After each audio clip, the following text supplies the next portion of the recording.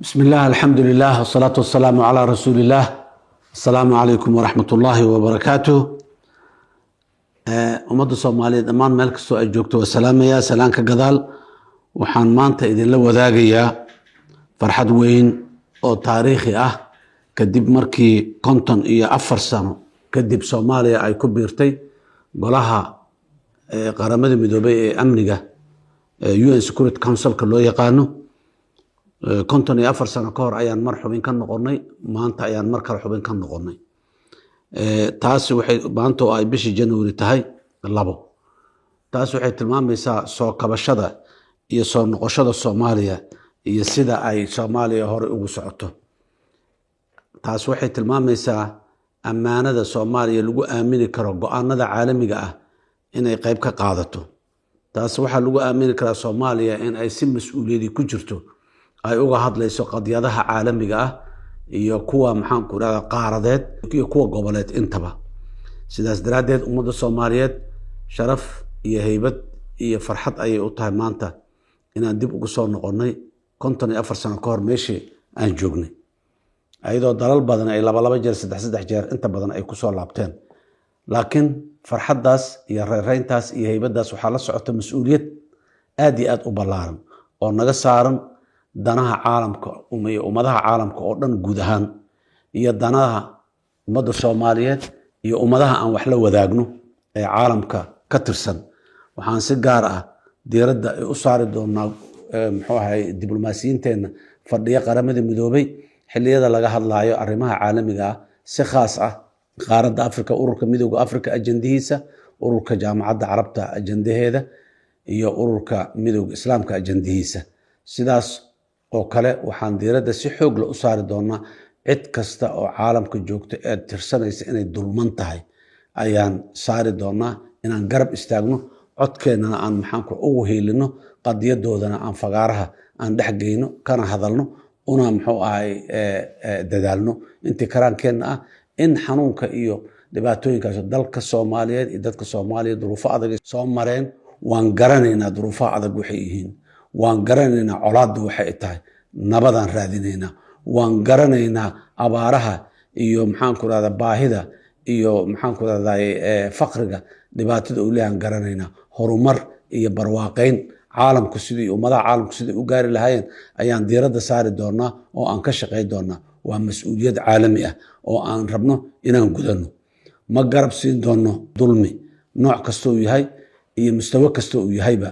ma garab siin doono in dadka qaarkiis lagu xadgudbo ama la dulmiyo waxaan garab siin doonaa kuwa xaqoodu maqan yahay kuwa dulmiga haysto kuwa codkoodu gaabtay ee u baahan in codkooda kor loogu qaado ayaan maxaan ku raada codkooda kor u qaadi doonaa oo aan baahi doonaa hadii alla yiraahdo inta mees joogno waxaan sidoo kale dowladda Soomaaliya ay committed ku tahay ama ay ballan qaadaysaa inaan la shaqeyno xubnaha ka tirsan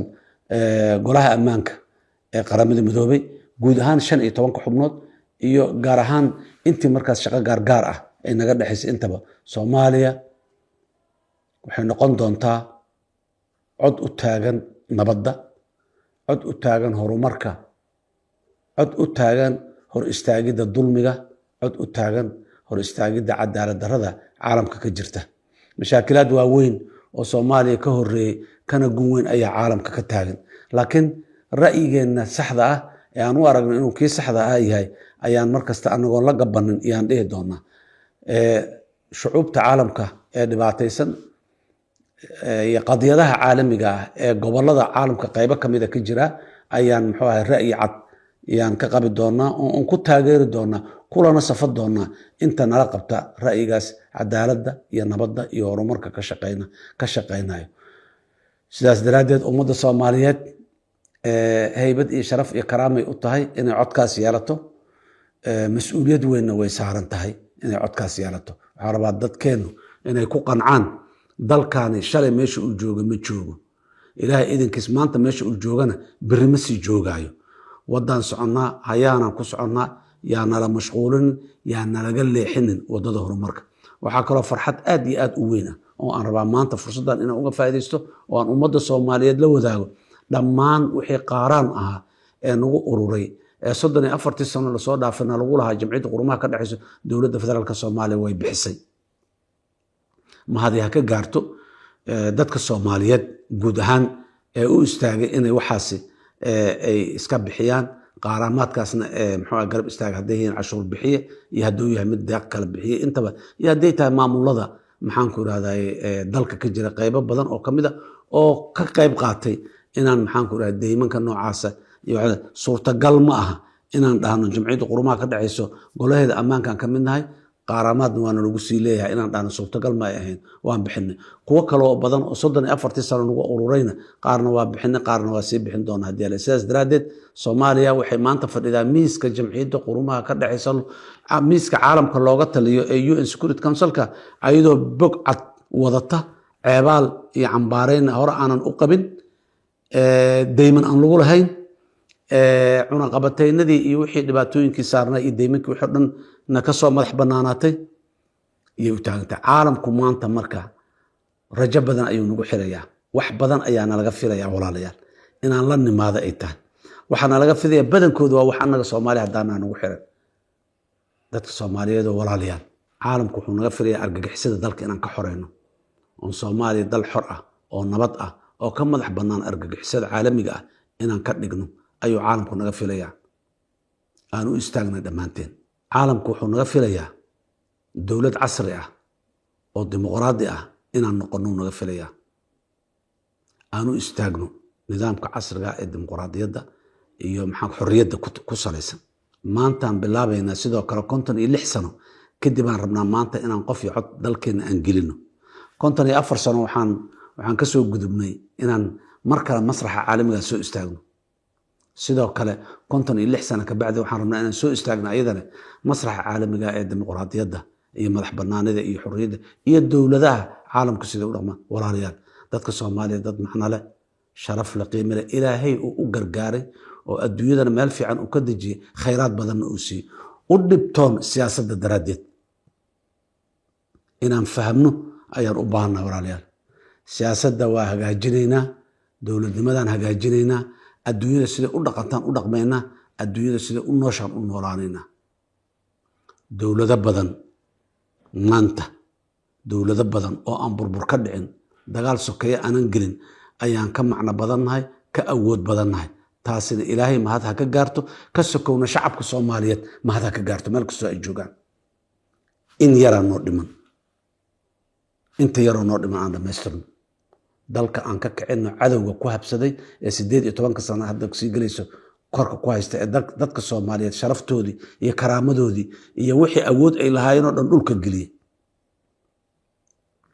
ee maraga ku hayo ee dabarka ku hayo ee meesha maanta la joogo inuu hayo iyo kuwa yaryar ee wax magaratada ah ee aanan garanin hadallada ay ku hadaaqayaan iyo mowqifta ay qaadanayaan in ay kuwaas ay u gargaarayso ee shacab weynaha Soomaaliyeed ee sharafta badan aan u gargaarin codkeena aan mideyno xoolaheena aan mideyno xooggeena aan mideyno siyaasadeena aan mideyno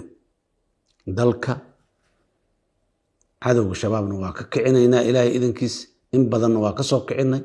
inta dhimanna waa dhamaystiraynaa ilaahay idankiis xoog iyo xeelad wixii aan isticmaalnaba dalka dawlad la yaqaano adduunyadu ay fahmi karto ayaa ka hana qaadaysa haddii aan la yidhaah sanadaha soo socda iyo cawdu soo socda walaalayaal dad socda dadaalaya wax dhisaya meel inay ka hayaamaan meel kale u hayaamaan rabahay dhibaato waa dhacay khalad waa dhacaa tarantura waa dhacay meel godaho lagu kufo way imaanaysaa qodax dadka muddo way imaanaya halaqi way soo baxayaan intaasoo dhan waxaa leh socodka iyo hayaankaada waxaan khaldamin waa ilaahay annaga dhan waa khaldamaynaa laakiin khaladkeena wax baan ka baranaynaa waana ka soo barannay khaladkeena wax badan oo ka mid a soo barannay waxaan rabaa hadalkayga inaan kusoo gabagabeeyo Soomaaliya maanta waxay taagan tahay waddo isgoys ah waxaan qaadaynaa waddadii noo horseedaysay himilooyinka shacab ee aan leenahay himilooyinkaasoo ah dawlad dimuqraadi ah dal nabad ah barwaaqana ah oo ay ku noolaadaan jiilasha soo socda nin orod ku roon iyo nin aayad ku roon alla yaa awrti soomaaliya waxaan noo ballana dalku aan shabaab ku xureyno iyo dowlad dimuqraadi oo aan dhisno aad iyo aad u mahadsantihiin wasalaamu calaykum mar kale hambalyaan idin leeyahay wasalaamu calaykum waraxmatullaahi wabarakaatu